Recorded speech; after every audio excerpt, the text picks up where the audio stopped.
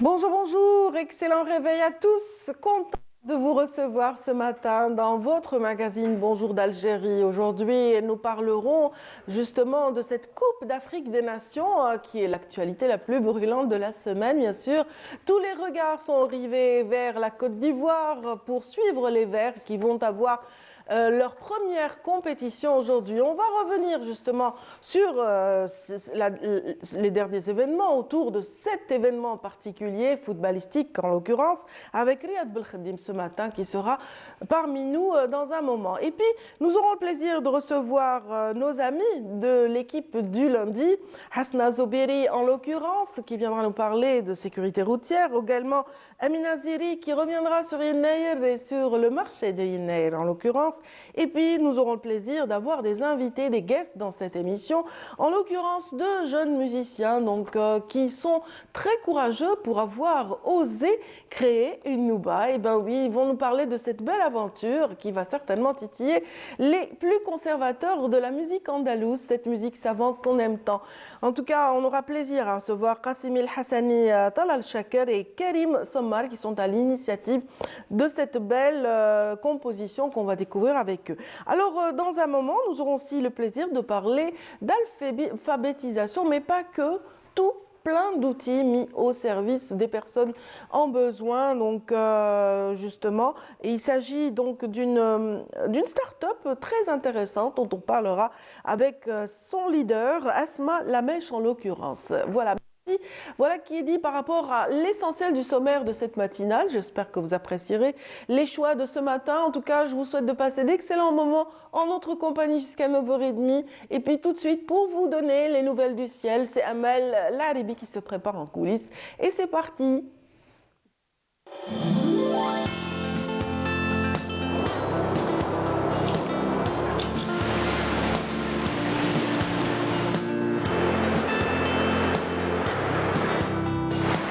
موبيليس تقدم لكم الأحوال الجوية. موبيليس، معا نصنع المستقبل. Bonjour Amel. Bonjour Nadia. Ça va? Ça va pas du tout. Oui. Oh non, regardez là. Qu'est-ce qui ne va pas? Il y a du soleil? Oh, trop même. Bah oui, comme Amel ne va pas bien, ça veut dire que, mesdames, messieurs, il y a du soleil partout sur la carte géographique. Ça envahit tout Ah bah le oui, pays. Hein. Eh ben oui, j'avais vu juste le soleil rayonne sur cette carte. Partout, hein, c'est partout, Oui. du nord au sud. Hein. Bah, on aimerait bien avoir quand même le détail du détail, s'il vous plaît. Merci Nadia. Bonjour à tous et bon réveil. Eh bien pour aujourd'hui, le ciel se montrera dégagé à partiellement voilé sur pratiquement tout le nord, d'ouest en est. Mais à noter des vents assez forts, mais plus près des côtes centre, qui peuvent varier entre 50 et même parfois arriver jusqu'à 60 km/h sur les côtes centre. La moitié sud, eh bien le soleil va prédominer sur le sud-ouest, la Sahara, le Nord-Sahara, les oasis, le Sahara central, l'extrême sud, le Gartasili et le Sahara oriental. Côté température, eh bien, elles sont hors saison. Des températures très très élevées, mais plus à l'ouest. Le maximum 27 degrés du côté de Tlemcen, 24 à Oran, 21 à Alger, 20 degrés Tizi Ouzou également à Annaba, 19 à Tiaret, 18 Batna, 17 degrés Sétif, Constantine, Djelfa, 16 degrés à Al-Bayad. Au sud, 19 degrés du côté de Janet, 20 degrés à Biskra, Béchar, 24 Gardaya, Insalah, Tamar Rasset, 21 à Tindouf, 27 à Ingzan et 28 degrés le maximum à Borj Bedjmourta. La mer aujourd'hui, eh bien, elle se montrera très agitée sur les côtes centre et est, agitée sur les côtes ouest. Des vents qui varient jusqu'à entre 40 et 50 km/h sur les côtes ouest et est et peuvent arriver jusqu'à 60 km/h sur les côtes centre. Les vents seront de secteur ouest sur les côtes centre et est et sud-ouest sur les côtes ouest. Et on termine ce bulletin avec l'éphéméride. Pour aujourd'hui, eh bien, le soleil se couchera vers 17h55. Et pour davantage d'informations, bien sûr, vous avez les sites de Météo Algérie. Passez une excellente matinée avec la suite des programmes sur Bonjour d'Algérie et à tout à l'heure midi.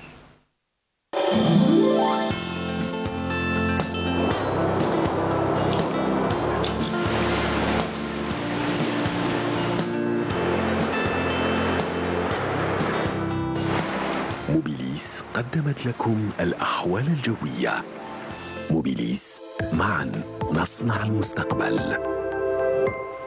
Merci infiniment pour les détails, Amel. J'aurais aimé quelques pluies, mais bon, on verra bien. Les jours qui vont venir, on va voir. Oui, effectivement, les pluies qui auraient, voilà... Pour un mois de janvier, oui. Absolument, qui auraient fait le bonheur des agriculteurs. Merci infiniment, en tout cas. En tout cas, voilà, c'est vrai que les pluies auraient accompagné nos pleurs parce que toute la famille de la télévision et de Canal Algérie aussi, parce qu'on fait partie de cette grande famille, est endeuillée, triste d'avoir perdu un élément hier. Il s'agit de Brahim Sbaoun, décédé à l'âge de 42 ans.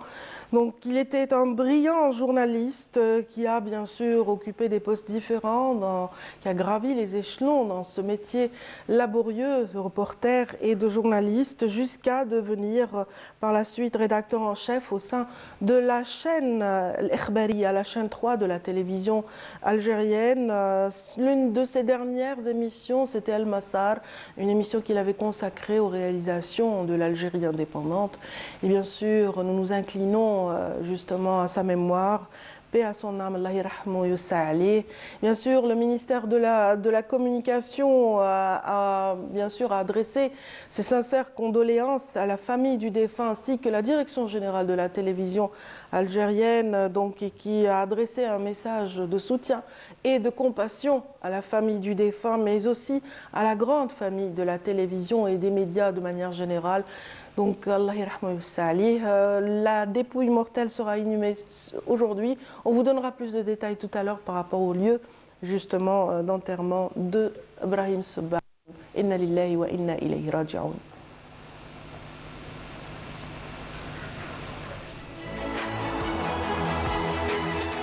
The wilderness, I hear her call, but I don't know her name.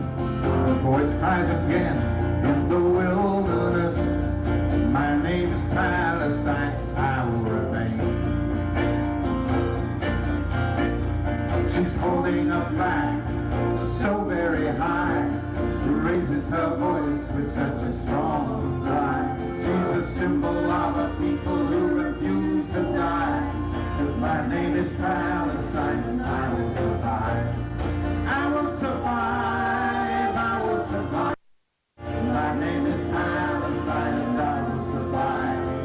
I will remain, I will remain. My name is Palestine and I will remain.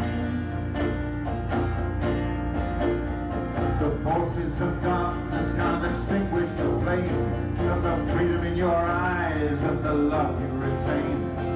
These are more powerful than the weapons of war. With terror and lies, you bring something more.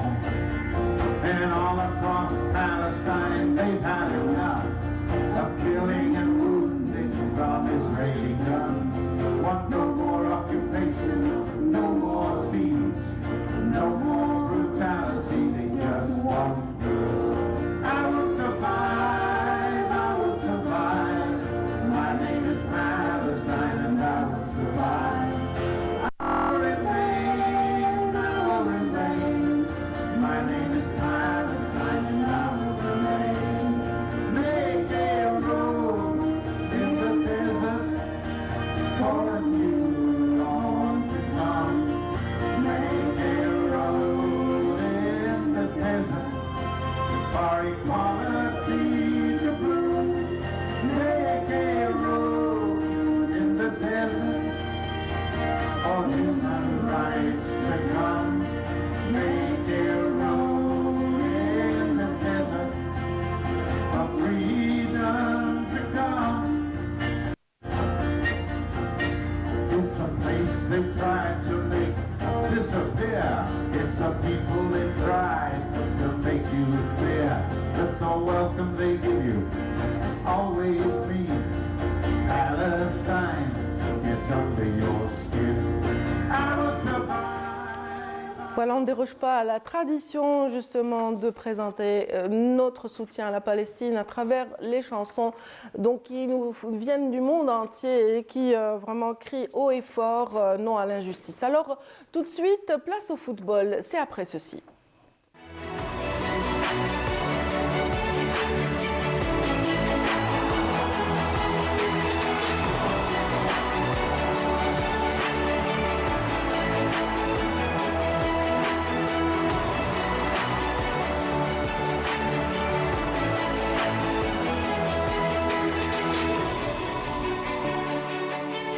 Bonjour Riyad Belkhadim, ça va? Bonjour Nadia. Meilleurs vœux d'abord, on ne s'est pas vu depuis le début. Très bonne année. On a le droit de se présenter les vœux pendant tout le mois de janvier. Absolument, absolument. Et bien sûr, on a le droit aussi de supporter les Verts hein, qui ont un jour de match aujourd'hui. Et avoir des vœux de victoire. C'est le premier match de l'équipe nationale aujourd'hui. C'est le grand jour. Aujourd'hui, c'est l'entrée en matière dans cette Coupe d'Afrique des Nations. Et il est vrai qu'il ne faut pas se rater pour ce premier match. C'est souvent ce qu'on dit. Il faut bien commencer la compétition. On va le voir après sur les matchs d'hier, à quel point il ne faut pas du tout sous-estimer, quel que soit l'adversaire. On reviendra sur les surprises et demi-surprises d'hier. Mais aujourd'hui, je vous l'ai dit, c'est ce match Algérie-Angola. À 20h ce soir à Bouaké, où l'Algérie s'est préparée depuis qu'elle est arrivée du Togo pour réussir cette entrée en matière. Bien sûr, on a spéculé sur l'équipe type, on a à peu près le 11 de départ. On va d'abord regarder cette présentation de ce premier match signé de notre envoyé spécial à Bouaké, Ismaïl Belkhaïdia. Alors, on va le voir dans quelques instants. On va temporiser. Alors, je vous l'ai dit, Belmadi s'est préparé au Togo pendant 10 jours pour s'acclimater. C'est à peu près un climat équivalent. Il paraît qu'il fait chaud, mais assez sec à Bouaké, donc c'est assez supportable. Et puis pour l'horaire du match, à part le deuxième match où on évoluera à 15h, où ce sera peut-être un peu plus compliqué, où il fera chaud, aujourd'hui, normalement... Le sélectionneur national s'était exprimé hier face aux journalistes. Lui et le capitaine, Mahrez, qui, vous le savez, qui évolue depuis cette saison en Arabie Saoudite, où le climat est beaucoup plus chaud qu'en Angleterre, où il évoluait. On va peut-être parler de l'équipe quand le sujet de Ismaël sera prêt. Alors, allez, sans trop révéler de surprise, on a déjà une certitude. Amoura est suspendu pour ce premier match, donc il ne sera pas sur la feuille de match, donc pas sur le côté gauche. Alors, on peut supposer que sur le 11 de départ, Mandrea sera dans les buts.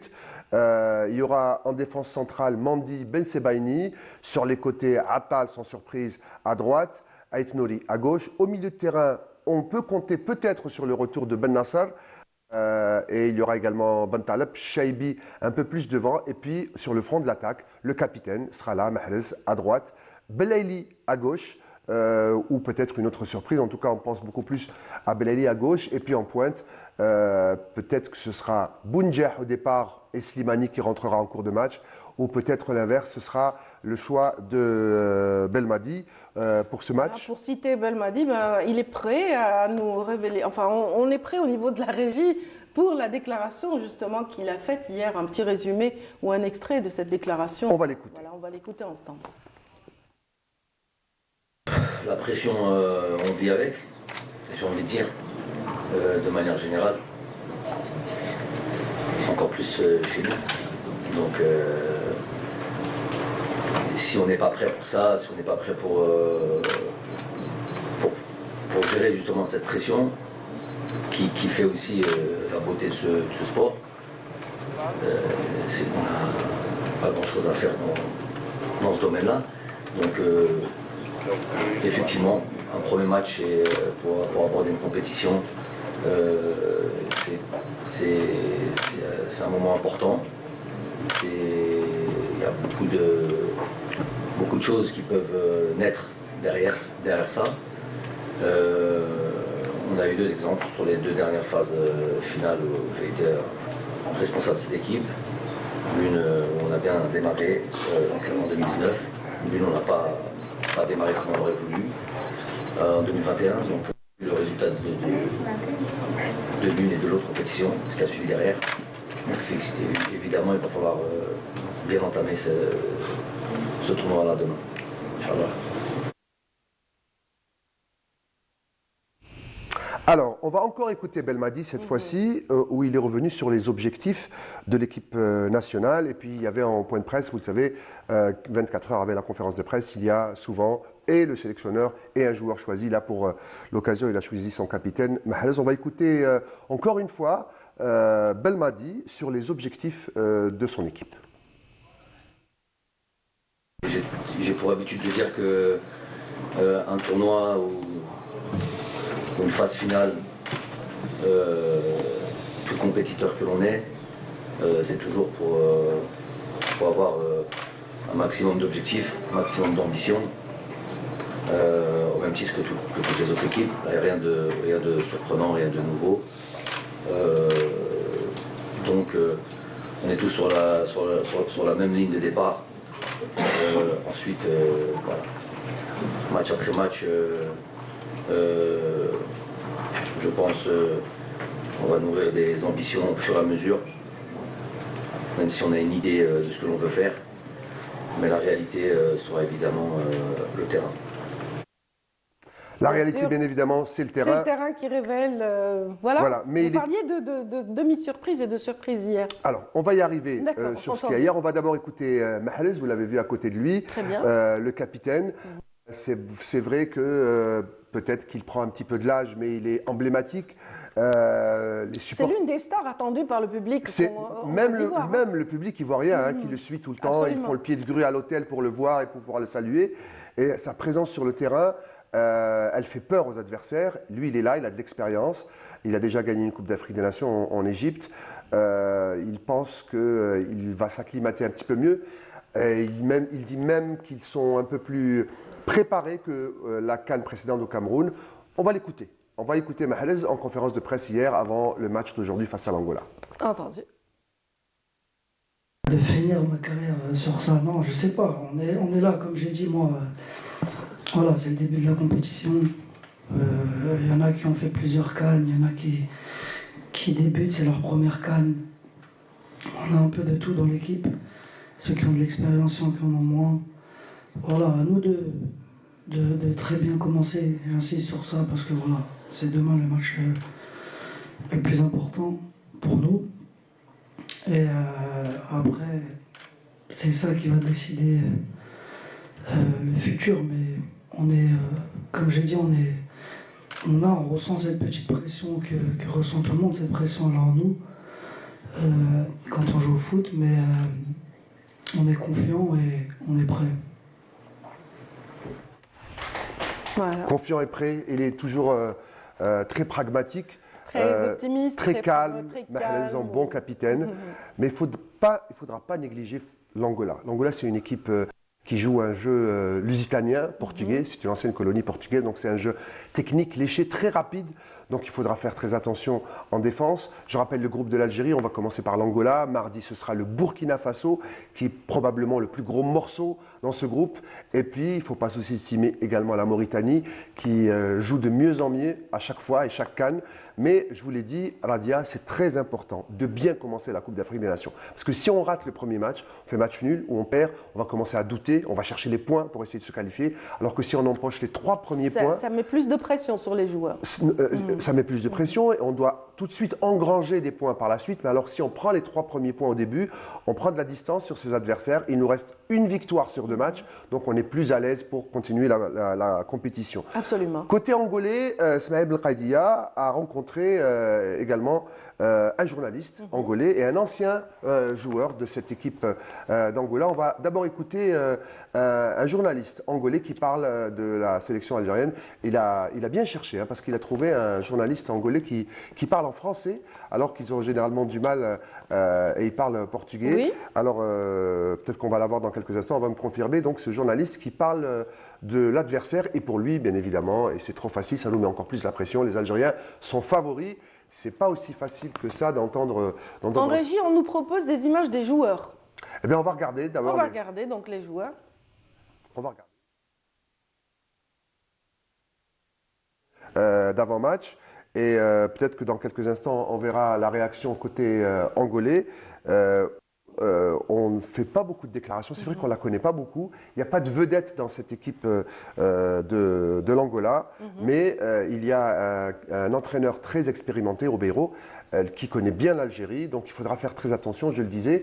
Et puis on va me dire aussi si on peut écouter ce journaliste angolais qui, lui, estime que l'Algérie est un des favoris du tournoi. C'est compliqué d'entendre son adversaire, le premier adversaire dans la Coupe d'Afrique, estimer qu'on est des adversaires. Donc cette Algérie qui va essayer de jouer fortement ses chances, surtout en attaque, mais il faut faire attention, je vous le disais, l'équipe angolaise c'est une équipe qui joue très rapidement, qui joue bien au ballon, Et la grande incertitude, c'est justement notre défense et notre milieu récupérateur. Il faut savoir que Bennacer n'a pas joué depuis plusieurs mois. Il a eu une méchante blessure. Il est revenu juste avant la Coupe d'Afrique des Nations. Il n'a joué que 2 matchs avec le Milan AC. C'est vrai, il a fait une passe décisive et un but. Ça reste peu. Donc c'est la grande incertitude, c'est le grand point d'interrogation pour Belmadi. Est-ce que peut-être qu'il ne fera pas les premiers matchs, peut-être qu'il rejoindra le peloton juste après. Alors justement, en fait, la question, elle est qui va jouer en milieu de récupération? Est-ce que c'est Bennacer? Est-ce que c'est Zarrouqi? On va voir les choix de Belmadi dès le premier match et ce sera une première indication sur l'état de santé de Bennacer. C'est vrai qu'il a joué que 2 fois en Europe. L'Afrique, c'est autre chose. Il y a beaucoup d'intensité. Les duels sont rudes. On va voir si sa cheville va tenir le coup. Peut-être qu'il ne jouera pas tout le match, Bennacer, mais gageons que s'il rentre lors des premiers matchs et que ça tient, il finira la compétition. On va voir son association aussi avec Ben Taleb, qui est assez intéressante, qui fait un super début de saison avec Lille. Et puis devant, le joueur qui est probablement le plus en forme, c'est le joueur de l'Eintracht Francfort, Shaibi, qui jouera plus en relayeur avant. Et ça, ce sera la première question. Et je vous l'ai dit, c'est très important de bien commencer la compétition. En tout cas, oui. Alors, si on n'a pas encore les journalistes, je vais vous parler des surprises d'hier, justement. Et il y en a eu. Voilà, je voulais revenir là-dessus. Voilà. Il y en a eu. Vous avez lu dans mes pensées, hein, Riyad. Alors, hier, il y a eu l'entrée en liste de 3 grands d'Afrique. Il y a eu le Nigeria, l'Égypte et le Ghana. Absolument. 3 vainqueurs de la Coupe d'Afrique des Nations. L'Égypte, recordman des Coupes d'Afrique des Nations, tenez-vous bien, 7 Coupes d'Afrique des Nations. Eh bien, en début d'après-midi hier, le Nigeria a failli perdre et a été tenu en échec par la Guinée équatoriale, 1 but partout. Un peu plus tard dans l'après-midi, il était 18h. L'Égypte, qui a bien commencé et qui menait 1-0 face au Mozambique, s'est fait rejoindre par les Mozambicains, 2-1. Elle a failli perdre. Il n'y a eu que les derniers instants où il y a eu un pénalty de sifflet et c'est Mohamed Salah qui a réussi sur pénalty à égaliser, donc 2 buts partout. 2 buts partout, l'Égypte assez impressionnant. Contraint au nul par le Mozambique. Et enfin, grosse surprise, le soir, les Black Stars du Ghana, qui commencent la compétition avec une défaite face aux Cap-Verdiens. Voilà, encore des Lusitaniens. Voilà comme quoi il faut se méfier, même si l'Algérie les a battus en match amical il y a quelques mois. Mais le Cap-Vert a battu le Ghana 2-1. Donc 3 grosses surprises. Ghana qui était plus favori que lui. Le Ghana qui est archi favori sur le papier. En tout cas. En tout cas, les Ivoiriens, donc pays hôte, la Côte d'Ivoire a bien mené son premier match et a un petit peu garanti cette levée, on dira, de stress par un premier match gagné. C'est vrai que c'était le match d'ouverture, c'était devant le public. Parfois, le public, c'est à double tranchant. Ou ça peut soutenir et tirer vers le haut l'équipe, ou ça peut mettre une énorme pression. Absolument. Le public a soutenu son équipe. C'était une belle victoire des Ivoiriens, 2-0. Ils entament bien la compétition. Moi, je les place comme vraiment grands favoris de la compétition, avec notamment le Sénégal, et je place aussi l'Algérie dans les favoris. J'aurais mis l'Égypte, mais avec cette contre-performance, je me pose des questions. Absolument. Vous avez cité l'Algérie, donc notre équipe jouera son premier match ce soir. Ce sera à quelle heure, Riyad? Angola, 20h heure algérienne, donc il ne faut pas manquer ce grand rendez-vous. Il y a beaucoup de supporters qui ont fait le déplacement, il y en a encore qui vont arriver, et ils vont remplir ce magnifique stade de Bouaké où la pelouse est probablement une des plus belles du tournoi. Voilà, qui sera vert, blanc, rouge ce soir. En tout cas, l'Angolais, donc le journaliste angolais rencontré par Smaïl Belkhaïdia, donc il est possible d'entendre ses propos tout de suite. Donc il est prêt, on va l'écouter. La vidéo est prête, on peut l'écouter. Allez, on va l'écouter. Je crois que ce sera pour l'Angola un match très difficile. À Algérie, on a joué contre l'Algérie à la CAN d'Angola 2010. Un match nul. Et je crois que ce sera un match très compliqué pour l'équipe angolaise parce que Algérie est une bonne équipe avec bons joueurs comme Riyad Mahrez, comme Islam Slimani, comme Ben Sabaïn et les autres. Je crois que ce sera un match très compliqué pour les Angolais. Mais je sais aussi que l'équipe angolaise a des possibilités pour gagner l'Algérie. Olha, é jogo bastante difícil para Angola, principalmente, pois que La rencontre sera difficile pour les deux équipes. La sélection algérienne est favorite parce qu'elle possède d'énormes potentialités logistiques et techniques ainsi que de très grands joueurs. La mission de l'équipe angolaise sera compliquée pour venir à bout de la formation algérienne, mais je souhaiterais une victoire des Antilopes Noires, ou si vous le voulez, Palancas Negras. do campeonato inteiro. Ismaël Belkhadia qui se met Au portugais, Palancas Negras. C'est le nom, hein, c'est Oui. le nom de cette équipe d'Angola. Donc à suivre ce soir, on est tous derrière les Verts. Il n'y aura pas que ce match, c'est le dernier match de la journée aujourd'hui. Et si vous voulez, je vous donne le programme. Hein, Avec de toute plaisir, cette on journée. terminera là-dessus. Alors aujourd'hui, les deux matchs du groupe C, il y aura l'entrée en liste du champion d'Afrique en titre, les Sénégalais qui affrontent la Gambie à Yamoussoukro à 15h, même ville à 18h, Yamoussoukro, le Cameroun qui affronte la Guinée à 18h et bien évidemment Algérie, Angola à Bouaké le soir à 21h. 21h, j'ai dit 20h, 21h, heure algérienne. Il faut dire qu'il y a 1 heure de différence entre Alger et Abidjan, 1 heure de moins pour Abidjan. Donc tous derrière les Verts pour cette Algérie-Angola. À prendre en considération pour les streamings, bien sûr, pour ne pas rater, louper les matchs. Tout à fait. Alors, tous les rendez-vous de la CAN, tous les rendez-vous de l'information dans le journal de midi, dans l'après-midi également, dans l'émission de l'après-midi, et puis dans le journal de 19h et toutes les émissions du service des sports, c'est-à-dire Canal Foot 52 Chrono aujourd'hui avec Mokhtar Hamani et Weekend Sport sont à l'heure de la CAN et de la Côte d'Ivoire. Voilà. On a été Absolument. Donc en tout cas, vous êtes présents également. Donc l'équipe de la sportive. On se retrouve demain pour la victoire. Voilà, dépêche chaque jour un de ces éléments pour nous faire le compte rendu de la journée, de la veille, etc. Donc merci infiniment, Riyad. Merci. Bon vent pour la suite. Et puis pour ce qui relève de nous, donc on va continuer notre petit bonhomme de chemin après ce reportage qui nous emmène droit à la petite perle de porte du désert. Donc il s'agit de Boussaada en l'occurrence, donc la ville du bonheur. Elle a été qualifiée ainsi donc par nombre d'artistes qui l'ont parcouru. Et puis donc on va parler de tourisme saharien grâce à ce reportage qui a été réalisé par Malika Bellel, Malika Bellel, donc qui nous emmène droit vers cette magnifique porte du désert. Et c'est parti. Boussaada se dévoile aux visiteurs comme une destination touristique à la porte du désert, offrant aux voyageurs immersion dans l'histoire, la culture et la beauté naturelle. Dans le quartier emblématique de l'Aïchacha, le visiteur peut explorer les richesses du patrimoine algérien grâce notamment à l'architecture de la ville. C'est une ville qui est très ancienne et antique. Il y a beaucoup d'histoires à voir, il y a beaucoup de choses à découvrir. À chaque fois que je viens, il y a quelque chose de nouveau. J'apprends quelque chose de nouveau. L'art culinaire, les coutumes, la danse qui a un sens magnifique. C'est juste magnifique, quoi. En se lançant dans un projet de maison d'hôte, Mohamed Delbahi, un enfant de la ville, a voulu faire découvrir aux visiteurs toute la beauté et la splendeur de son quartier. Dirigé d'une main de maître, l'établissement permet aux visiteurs de se ressourcer dans un environnement très convivial. C'est une petite maison qui a été restaurée. Je l'ai achetée, ça fait 2 ans, et je l'ai restaurée. C'était pas facile de le faire, surtout l'acheminement des matériaux de construction. Mais comme moi j'adore les défis, je l'ai fait avec amour. Il y avait des contraintes, il y avait des obstacles, mais j'étais sûr que j'aurais un résultat pareil.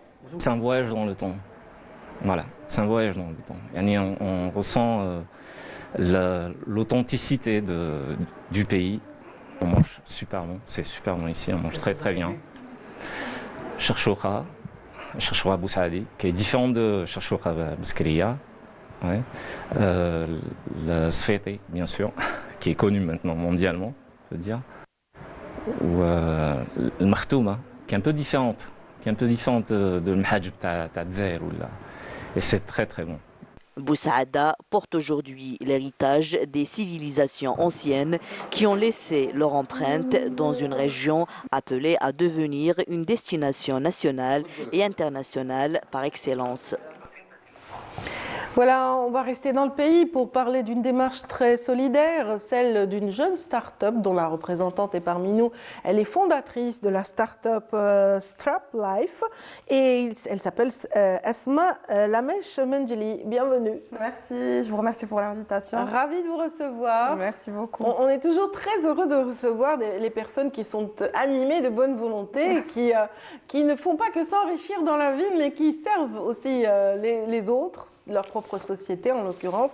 Et c'est ce que font les outils que vous mettez à disposition de différentes tranches de notre société, n'est-ce pas? Exactement. Ça va nous mener à présenter un peu la start-up. Alors,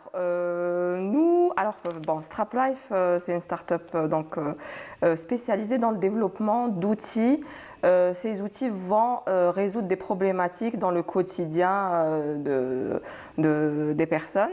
Et le premier projet, donc, c'est Strap, qui est déjà une application, la première application en Algérie pour le rappel de prise de médicaments.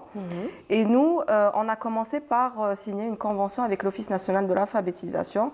Donc, on s'est un peu spécialisé dans tout ce qui est outils pour les personnes analphabètes et les personnes non-voyantes pour l'observance des traitements. Âgées aussi. Les personnes âgées, voilà. Exactement, les personnes âgées pour l'observance des traitements. Et voilà. Donc, la caravane a été lancée quand ? La caravane a été lancée le 11 janvier. Depuis le 11 janvier, vous sillonnez un peu le pays. Vous avez commencé, mais vous allez continuer, j'imagine. Oui, bien sûr. Là, on a commencé par Adrar. Très bien. Avec l'aide de l'Office national d'alphabétisation. Oui, vraiment, qui nous aide Et cette aide consiste en quoi? Alors, l'aide de l'Office. Donc, l'Office, alors, ils mettent à notre disposition le lieu de l'événement. Ils nous ouvrent les portes des annexes au niveau de toutes les villes. Donc, ils ramènent aussi les personnes, les apprenants. Il y a des centres d'alphabétisation oui, partout bien évidemment. Les 58 villages. Exactement. Nous, par exemple, à Adrar, on a eu plus de 200 apprenants. Excellent. Lors de la journée. Et voilà, donc ils nous aident énormément par rapport à ça. Qu'est-ce que vous leur avez apporté, justement? Qu'est-ce que vous avez partagé avec ce public, cet auditoire? Alors, on a partagé plusieurs outils.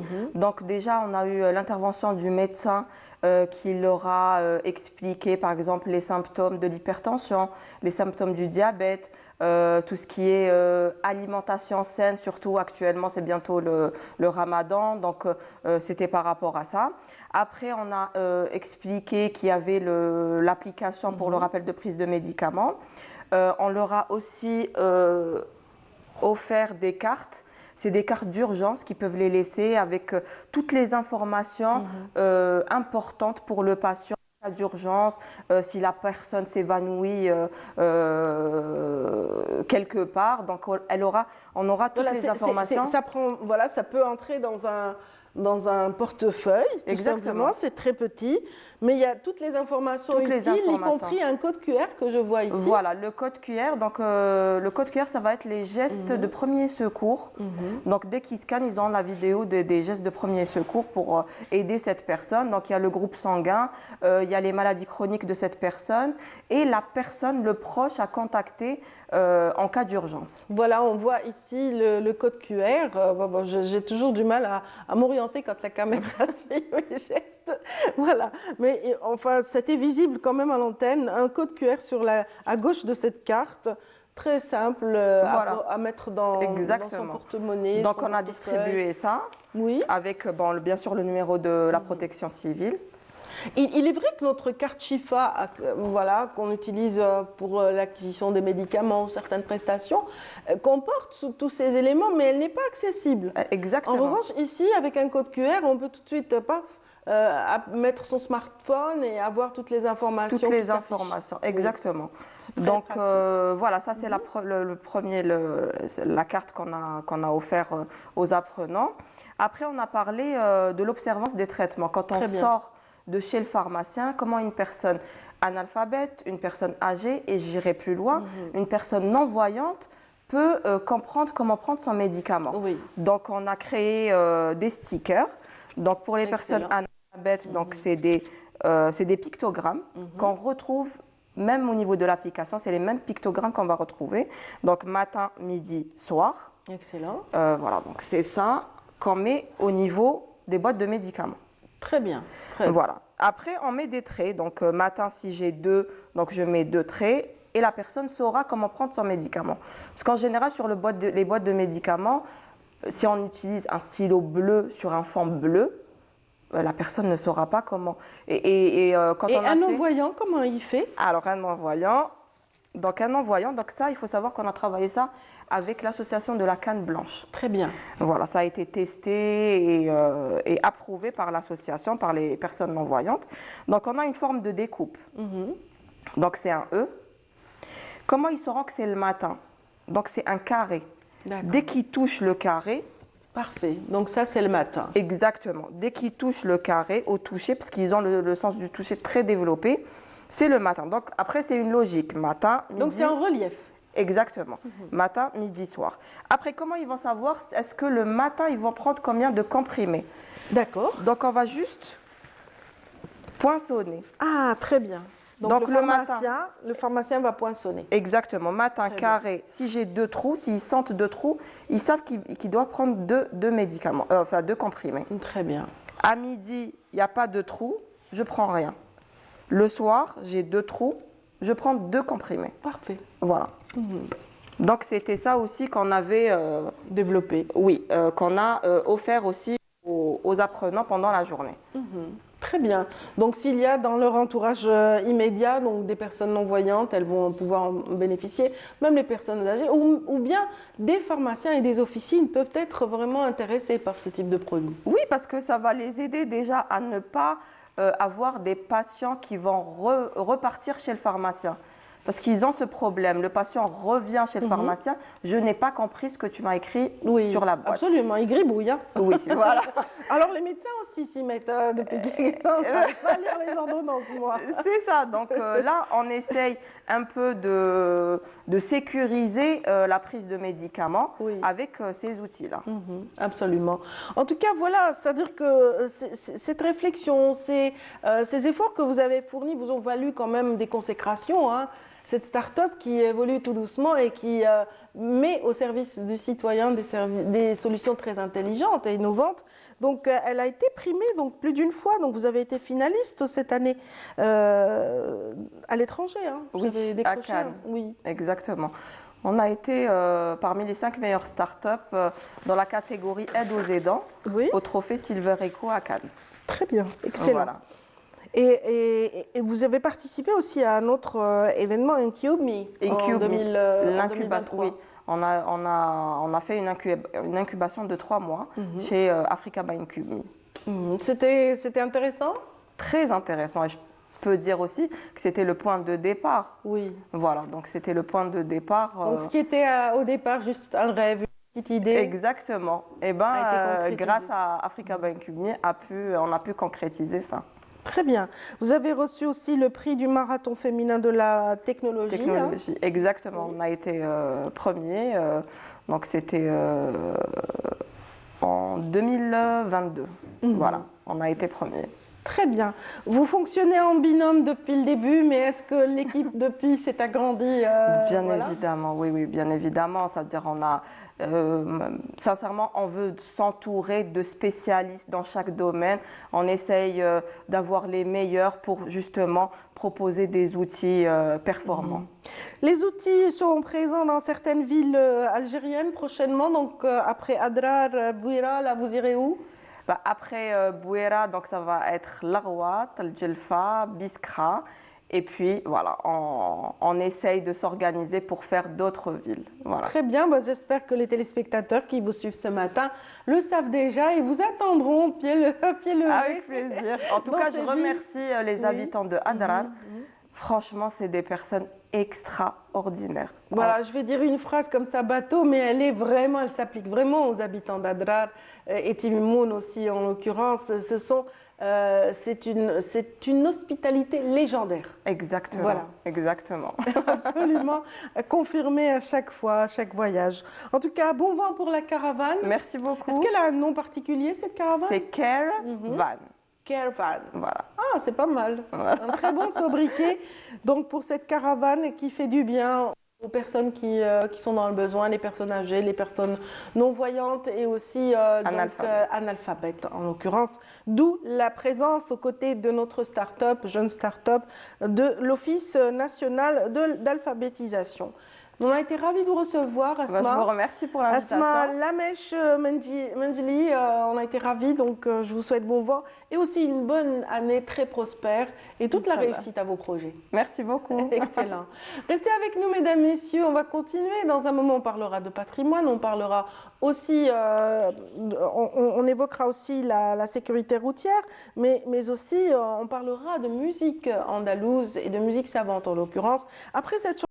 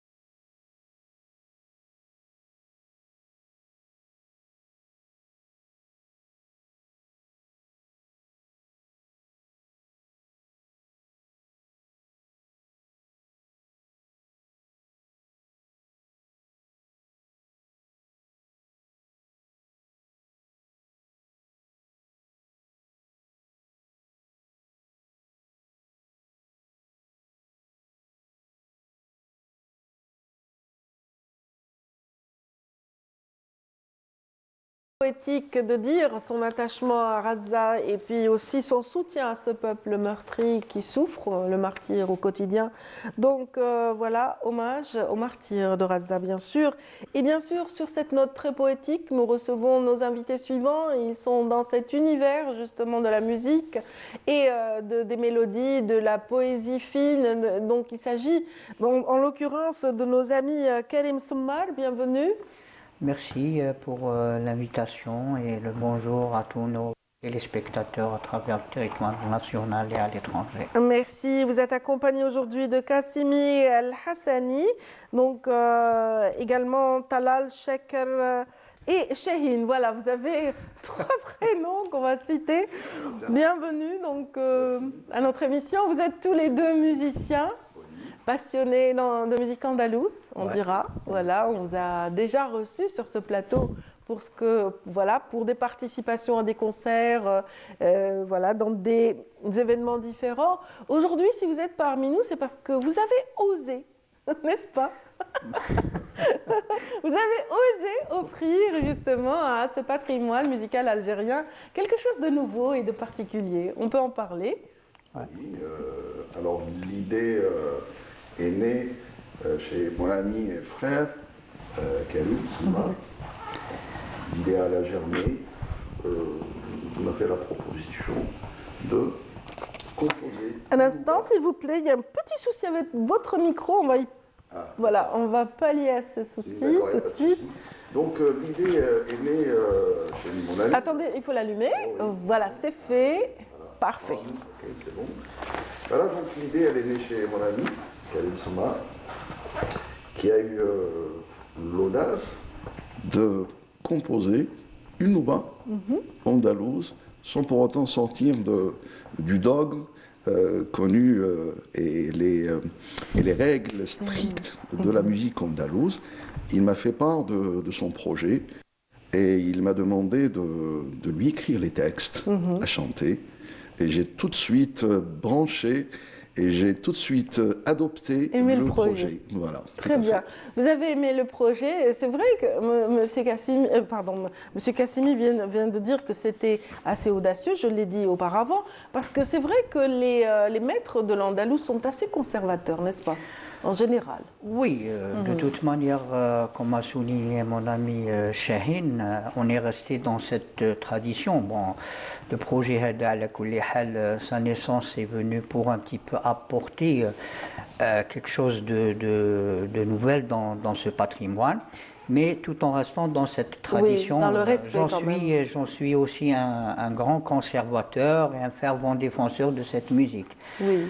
Donc on est resté dans ce contexte et on s'est dit pourquoi pas peut-être rajouter quelque chose et enrichir ce patrimoine qui est déjà existant. Voilà, les textes, souvent, il y a de très beaux textes qui sont écrits, qui sont en phase avec l'actuelle société, les générations actuelles et qui peuvent aussi raconter ce temps dans lequel nous vivons, effectivement. Bon, je dirais dans le domaine de la musique andalouse, généralement les textes parlent d'abord de tout ce qui est beau, donc ils parlent de tout ce qui, j'allais dire, les fleurs, les roses, et les tout émotions. Ça, donc, les émotions, absolument, voilà. d'écrire tout ce qui est beau dans la nature. La séparation, le chagrin, tout ça, il y a de la complainte. Donc on est resté pratiquement dans ce contexte. D'ailleurs, franchement, je le dis avec fierté pour mon ami, quand on lit les textes de mon ami Shehin, franchement, on se croit... Alors ce texte parle de quoi? On va pas, bien sûr, on va attendre la sortie, parce qu'il y avait un concert qui était prévu pour dévoiler tout cela, mais il a été reporté. Oui, absolument. Il était prévu initialement le 24 novembre, mais il a été reporté en raison de la conjoncture internationale. Bien sûr. Voilà.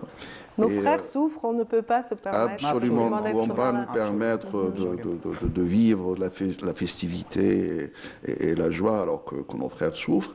Mais je laisserai tout à l'heure à mon ami Karim d'annoncer le report de ce concert qui ne saura tarder à se tenir.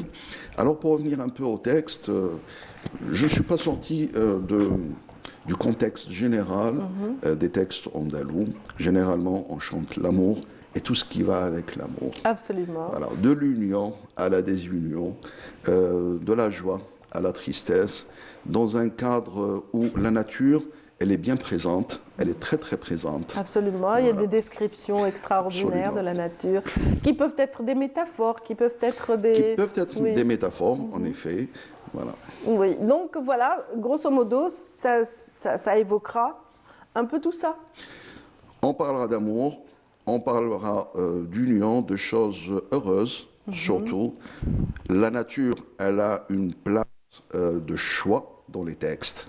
Ça, c'est une décision commune que nous avons pris, Karim et moi, pour mettre en évidence, en exergue, la nature. Voilà. Ça va de L'andalou, pair, hein, oui. ça va de La pair musique aussi. andalouse est une musique considérée comme étant une musique classique chez nous. Donc c'est un petit peu, c'est une orchestration, C'est une musique toute savante. cette élégance. Ce sont des modes et des choses qui se sont, un héritage qui s'est transmis de génération en génération. C'est un peu comme les opéras. Dans la musique universelle, et les opéras aussi, c'est un héritage qui se transmet de génération en génération. On n'y change pas grand-chose, mais de temps en temps, il y a un opéra qui apparaît comme ça, il y a un compositeur qui ose apporter sa petite touche à l'édifice. Oui, bon, donc, ce que vous dites par rapport à cette musique, déjà anciennement, bon, on l'appelle aujourd'hui Sana'a, je préfère l'appeler l'Ela, ou bien le classique, comme l'appelaient nos chouyours, les frères Fakharji, Bachtarzi, Ami Mohamed Khaznadi, que nous saluons à travers ce plateau. Donc voilà, ça obéit à une certaine discipline, à une certaine des certaines règles comme ça pour justement faire apporter toujours quelque chose de nouveau. Mais c'est très beau. Voilà. Mais c'est très beau, donc les arrangements peuvent changer d'un orchestre à l'autre, ça dépend du nombre d'éléments. C'est-à-dire les arrangements, vous savez, dans l'andalou et la nouba algérienne, dans toutes les noubas, il y a ce qu'on appelle un dénominateur commun. Nouba. Il y a certaines notes, il y a certaines références. Une signature de la nouba. Une signature absolument qui dénote ce mode par rapport à un autre. Absolument. Donc justement, dans ce travail, on est resté dans cette... Un des modes. Absolument. Donc pour bien montrer le mode qui sera mis en valeur. Et puis autour, on a rajouté... Voilà. Donc, autre chose. Voilà, vous avez cité le Fakharjia, vous avez été un membre de Fakharjia, Sondossia également pour vous deux. Oui, effectivement. Vous avez pratiquement le même parcours, hein, donc à quelques différences près. Oui. Sauf que Fakharjia, vous ne l'avez pas Non, je ne l'ai pas faite. Voilà. Ma première association était Sondossia. Très bien, vous en gardez certainement d'excellents souvenirs parce qu'on y côtoie quand même de grands maîtres. Et puis il y a eu donc actuellement, plus récemment, l'association Bellart. Voilà, qui a été créée tout récemment. Je crois que c'est en décembre 2023. Voilà. La présidente de l'association est Madame Poumaza Siham et le chef d'orchestre M. Abdelhadi Bokora. Voilà, un homme merveilleux qui fait un travail de titan. Un grand passionné, un grand passionné, enseignant. dévoué, qui fait son travail avec beaucoup d'amour, beaucoup d'abnégation, et que je salue à partir de ce plateau. On peut dire autant pour Karim Soumar, vous êtes d'accord avec moi? Absolument, absolument. Il transmet tout ce qu'il connaît. C'est le cas de le dire. Avec beaucoup de générosité, Voilà. Ses avec élèves beaucoup l'adorent. de créativité aussi. Oui, absolument.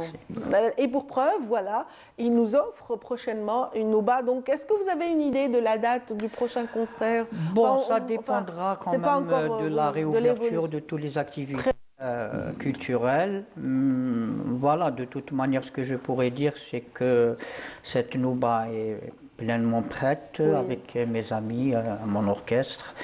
Je l'ai fait travailler un peu dur bon. Oui, j'imagine. Voilà, donc, je le confirme. Inch'Allah, ça saurait tarder, Inch'Allah, pour un grand concert. En tout cas, on attendra avec impatience. Et vous me donnez peut-être l'occasion de remercier quand même M. Yassine Gharbi, qui est avec nous pour, Inch'Allah, la concrétisation de ce projet, Inch'Allah. Inch'Allah, toute la réussite, en tout cas en 2024, pour ce beau projet, ce beau bébé que vous chérissez tant.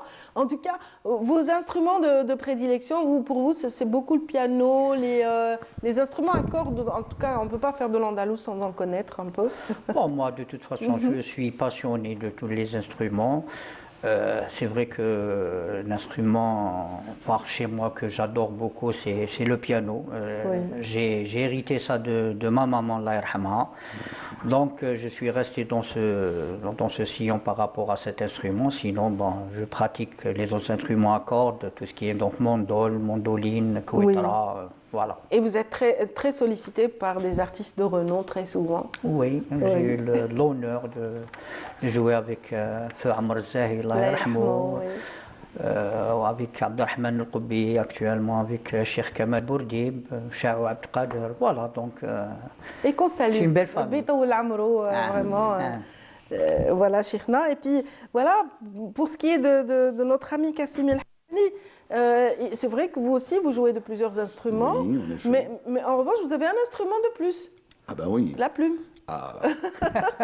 Le stylo, la plume, ça dépend. C'est voilà, la plume, alors au sens propre et figuré, parce que quand on joue de la cuitra, le plectre qu'on utilise est la plume d'aigle. Absolument. Ça, c'est le sens propre, et le sens figuré, c'est la plume de la poésie. Très bien. On va pas, en tout cas, on va maintenir le mystère autour de la nouvelle Nouba, mais en revanche, vous m'aviez promis quelques vers ce matin. On aimerait bien les entendre de votre voix, si vous le permettez. Avec plaisir. Alors, c'est un poème, en fait, que j'ai écrit pour retracer d'une manière très poétique, pour dénombrer et recenser les modes musicaux connus dans l'école d'Alger. Très bien. Donc, si vous permettez que je vous lise les quelques Avec vers. plaisir, c'est moi qui l'ai demandé. Alors, أمن حب ليلى صار دمعك سائلا وتسأل من أجل الوصال الوسائل وتغدو كسير القلب بالحب هائما وهذا رواحك ليس إلا مماثلا وتجفو مآقيك الرقاد كما جفت شبيهة غصن البان مهما تمايلا وصومك أطراف النهار وليلك وعيدك يوم الوصل إن كان حاصلا تزكي بنفس في الغرام وإنك بلغت نصاب الصبر بالجسم منحلا وتسعى بأشواط إليها مهرولا ويا ليت باب الود ما كان مقفلا أمحضك النصح إذا كنت مصغيا وأملي عليك القول إن كنت فاعلا تودد بأنغام إلى من تحبه ولا تك عن فن الجزائر غافلا طبوع بتعداد الشهور كمالها مقاماتها 7 إذا كنت سائلا فخذ ريشة النسر وداعب برقة كويترة حسناء تسبي الأنامل بإطرابها عاد الشباب لشائب توافق إنشادا عليا ونازلا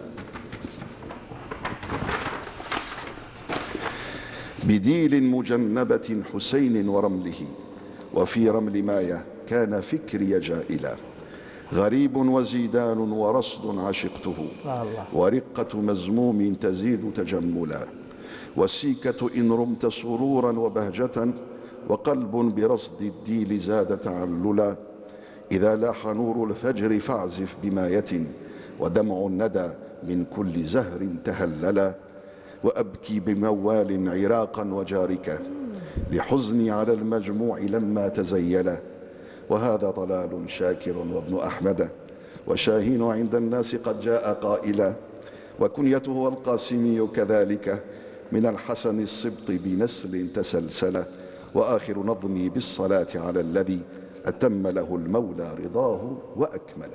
Sallallahu alayhi wa sallam. Bravo, hein, c'est excellent, ça résume tout, ça résume vraiment, voilà, tout, voilà, on retrouve tous les mots, tous les mots musicaux, et puis voilà, il y a, voilà, c'est difficile, après ce que je viens d'entendre, de rajouter quelque chose.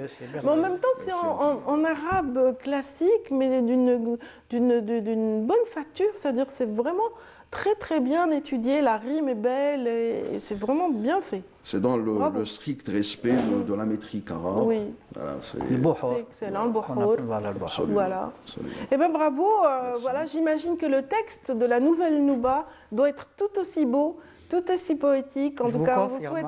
Voilà, lui, tout en laissant le suspense. Ça vous a inspiré pour la composition. C'est extraordinaire d'ailleurs. Vous avez composé facilement là-dessus, en tout cas, je n'en doute pas. C'est une belle amitié, une belle aventure musicale qui s'annonce. Donc, mes amis, donc, la naissance de cette nouvelle Nouba. Est-ce qu'elle a un nom? Non? Moselle? Le nom, c'est-à-dire, bon, c'est le mot en lui-même. Donc, on n'en dira rien. C'est le mot en lui-même. On n'en dira rien, puisqu'on ne doit pas dévoiler le mode ni rien du tout pour le moment. En tout cas, ravi de vous avoir reçu, messieurs. Merci à Karim.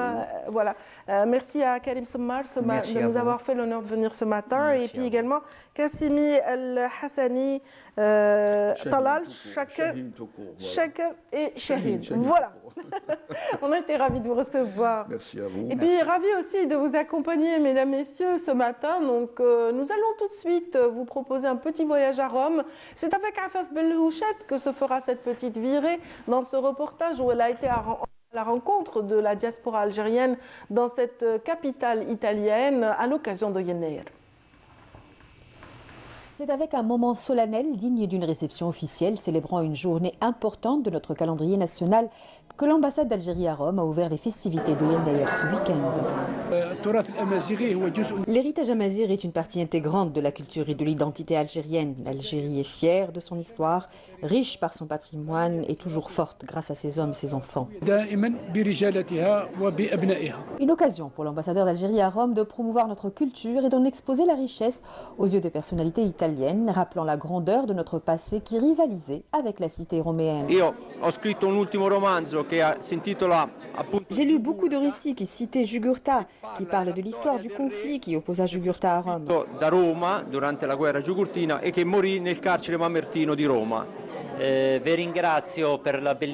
Je suis très honorée d'être associée à cette belle fête autour de l'année 1974 berbère. C'est l'occasion de saluer tous les berbères à travers l'Algérie et dans le monde entier. Dans une autre ambiance, ce sont les consulats d'Algérie en Italie qui ont fait de leur siège une grande maison familiale ouverte à notre communauté pour célébrer dans un esprit familial cette fête comme ici à Milan. C'est super cette fête autour de l'héritage de la culture algérienne amazigh. C'est très rare dans l'étranger et ici à Milan.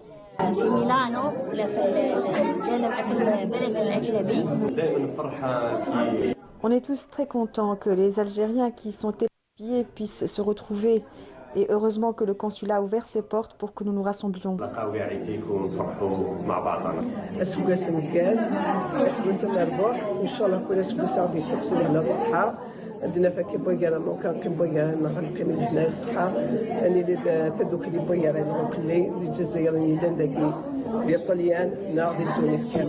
Ici, l'idée était d'organiser une journée porte ouverte sur la culture amazigh à destination des nouvelles générations.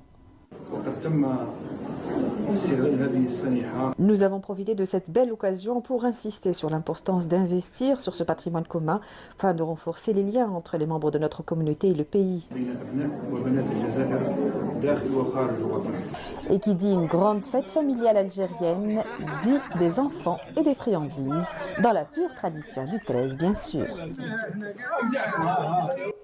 Voilà, le temps de se redresser et de dire bonjour Hasna après ce reportage signé Afaf Belhouchet qu'on salue et à qui on souhaite une bonne et heureuse année. Voilà.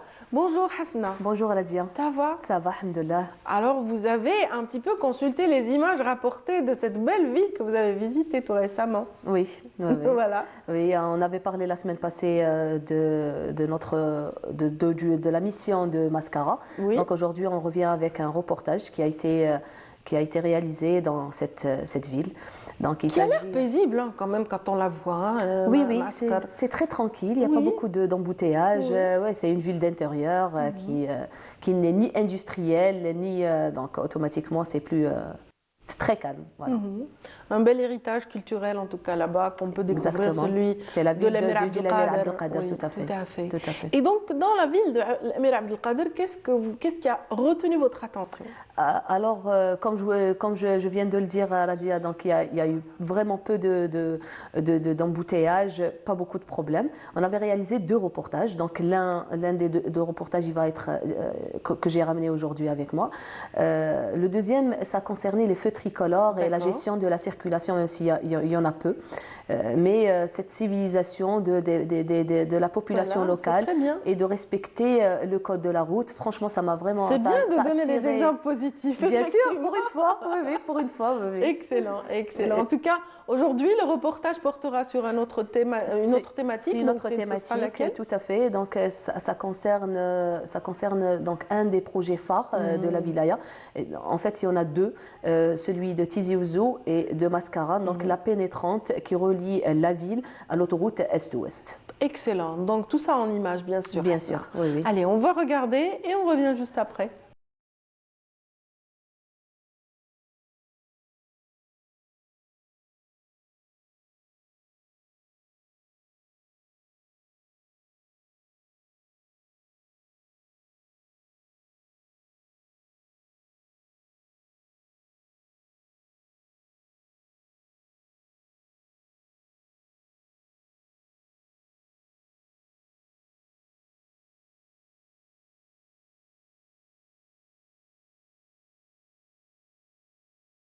C'est en 25 km, dont 8,5 sont déjà réalisés, et le reste qui est prévu durant le premier trimestre de l'année en cours.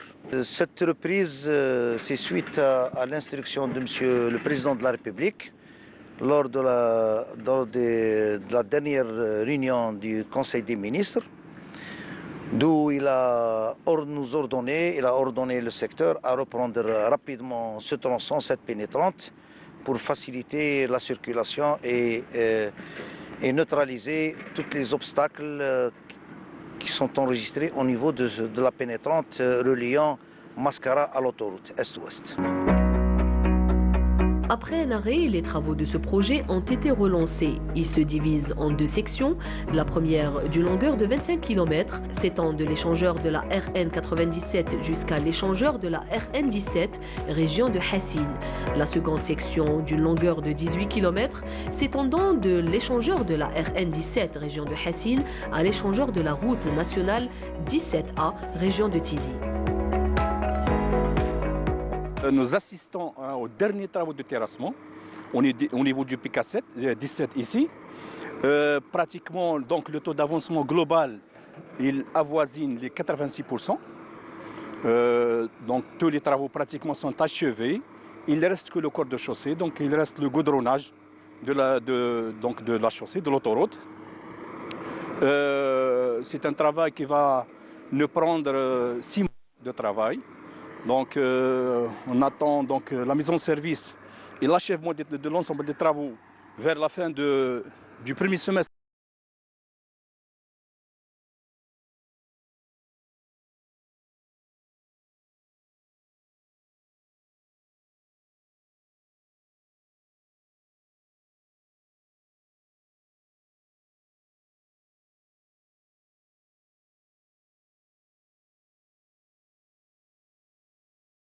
Ouest permettra d'éradiquer définitivement tous les points noirs liés à la sécurité routière, à la circulation d'une manière générale.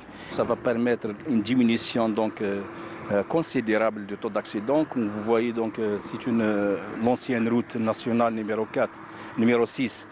C'est une route avec des virages parfois très prononcés. Donc cette autoroute construite et conçue avec des normes internationales, ça va bien sûr permettre donc de circuler avec toute la sécurité voulue.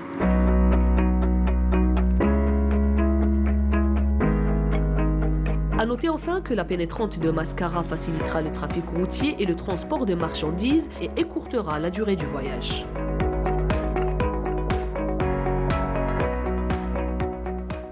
Ben, c'est très intéressant. Ce sont des infrastructures qui vont vraiment servir le citoyen qui voyage entre l'Est en Ouest ou alors à travers l'Ouest du pays. Exactement, Radia. Donc, ils vont servir, courteront bien sûr la durée du voyage, mais également moins d'accidents de la circulation. C'est l'objectif de ces grands projets. Oui, parce que c'est plus large, c'est étudié pour qu'il y ait une circulation pour cette fluide. pénétrante, elle relie donc la ville, le chef-lieu de la wilaya de Mascara, donc en allant vers la commune de Sik. C'est une route qui est très fréquentée. Donc l'ancienne route, la RN6, comme dite comme expliqué par les interviews réalisées sur place, donc qui est plein de virages et très dangereuse. Beaucoup d'accidents ont été enregistrés sur ce tronçon routier. Malheureusement, beaucoup de décès et blessés. Aujourd'hui, une fois que ce projet sera achevé et rentrera en exploitation, ça va certainement diminuer un peu les accidents de la circulation. On a toujours dit que la ligne droite était le plus court chemin, n'est-ce pas? Effectivement, tout ce qui est ouf, voilà. ça rallonge et donc voilà, on coupe par une ligne droite. Très bien. Donc Maaskar, c'était un séjour intéressant donc, sur ce plan qui vous a permis de voir toutes ces nouvelles infrastructures mises à la disposition du citoyen. Pour cette pénétrante, elle rentrera normalement en exploitation. Un premier tronçon rentrera en exploitation d'ici fin du premier semestre 2024. Juste avant, il y aura la pénétrante de Tizi Ouzou aussi qui sera reliée à l'autoroute Est-Ouest qui normalement devra être inaugurée prochainement. Donc ces deux nouvelles infrastructures ne feront que servir les usagers de la route Radia. Merci infiniment. Hasna, c'est moi. Je vous souhaite bon vent pour la suite. Inch'Allah.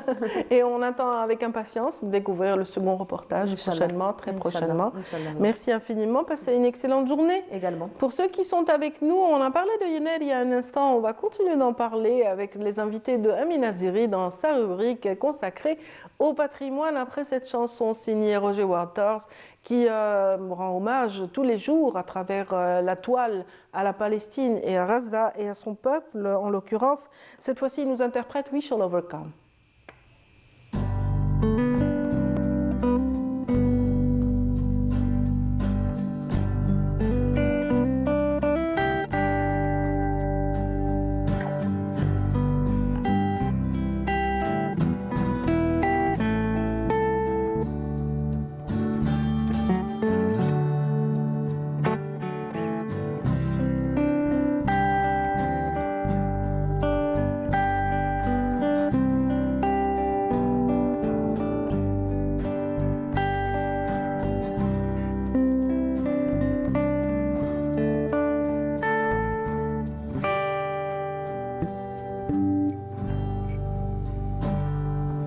We shall overcome. We shall overcome. We shall overcome someday.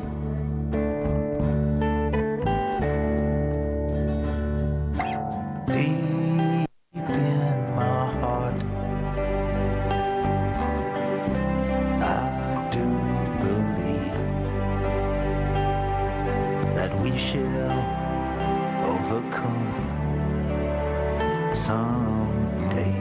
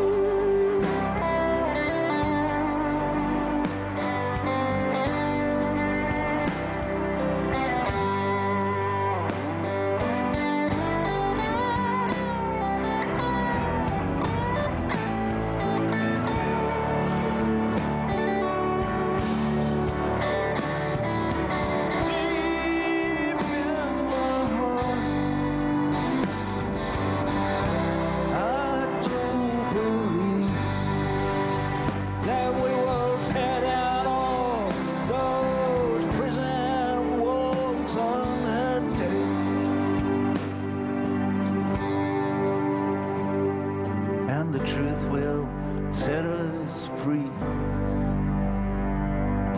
The truth will set us free. Truth will set us all free. On that day.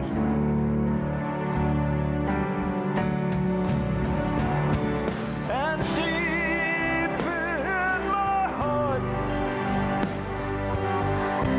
I do believe that the truth will set us all free on that day.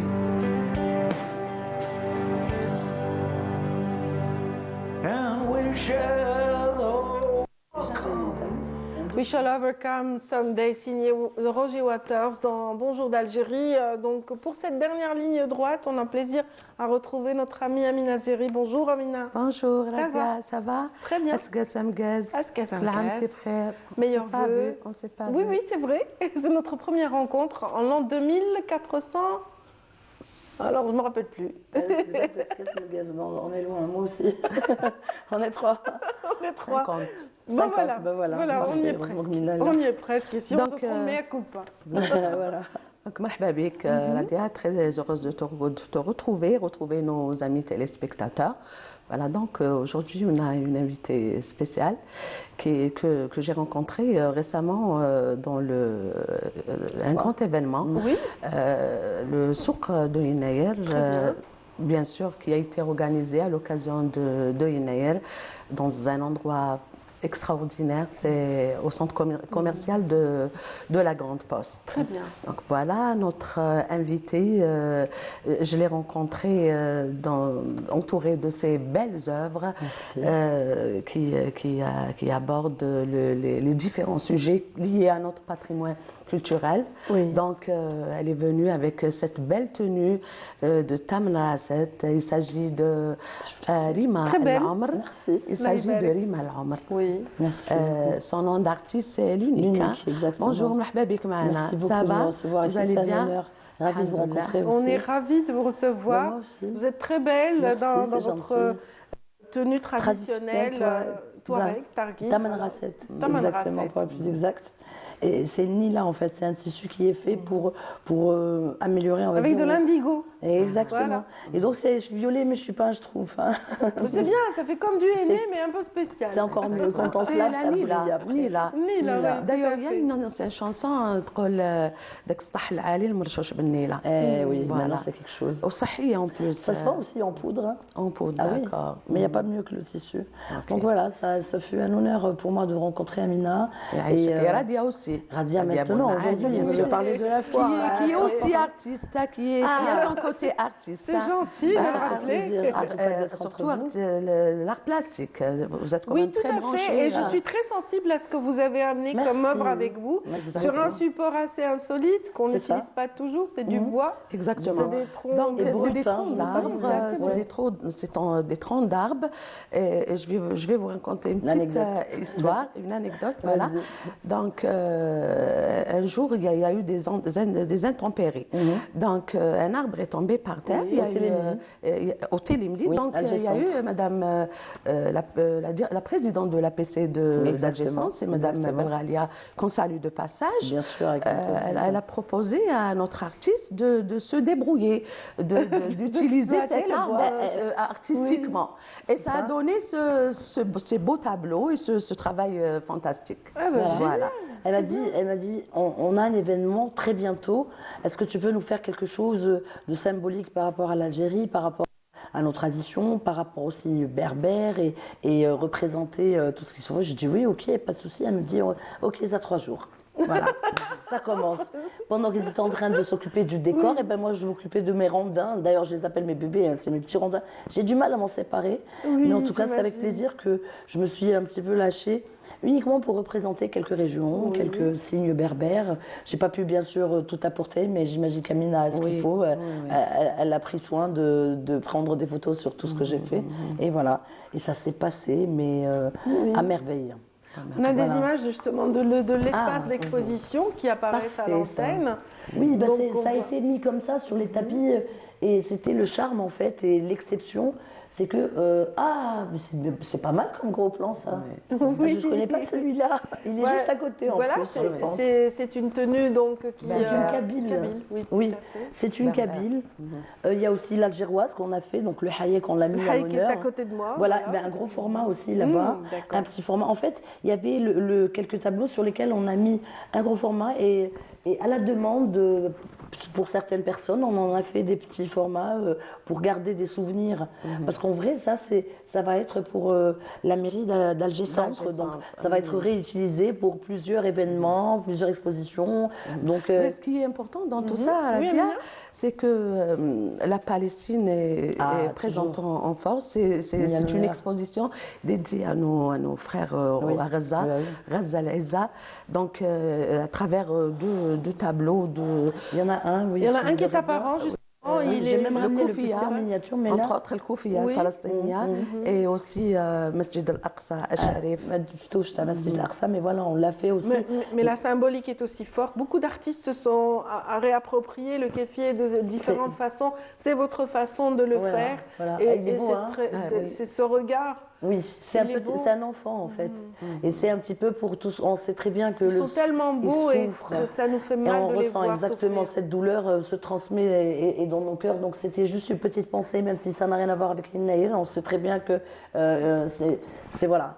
C'est un geste d'une grande noblesse en tout cas. Exactement. Donc, je vois, quel est le rapport entre ce que vous faites et la tenue de Tamen Rasset, cette jolie tenue de Tamen Rasset? Alors, qui dit tradition, culture et Inaïr, c'est les Berbères. Les Berbères, il y a les Kabyles, mais il y a aussi ceux du Sud. Donc, Tamen Rasset fait partie du lot. D'ailleurs, c'est ce qui fait qu'ils étaient avec nous et présents pendant ce festival, on va dire, parce que c'était la fête, c'était les rencontres et Roma Mazalhom Qabaïl. C'est l'espace amazigh par excellence en tout cas, parce que la langue est préservée, elle est encore magnifique. utilisée, elle est et moi j'aime beaucoup ça et en plus je viens du sud de Boussaada. Je suis une Boussaadiyya, يبارك فيك ويسلمك. On a montré Boussaada il y a un instant. C'est ولاد سيدي إبراهيم. احنا مازالهم لليوم عليك عايشين قبيلة là où je viens exactement. Oui, c'est encore des Berbères, une petite tribu qui existe encore. Et chez nous, les descendants de ma famille là-bas, nos femmes dessinent et nos hommes font les sioufas. Ils sont classés deuxième au monde dans ce domaine, mais en rapport avec le sud, on va dire, et j'ai été un peu plus bas, j'ai été à Béchar, j'ai vécu pendant 2 ans à Tarit. Ah, c'est beau. Voilà, et maintenant, je vis Tamen Rasset, c'est pour ça que j'ai pris la tenue, mais c'est juste parce que je la trouve magnifique. Mais il paraît que vous êtes une amoureuse du sud algérien.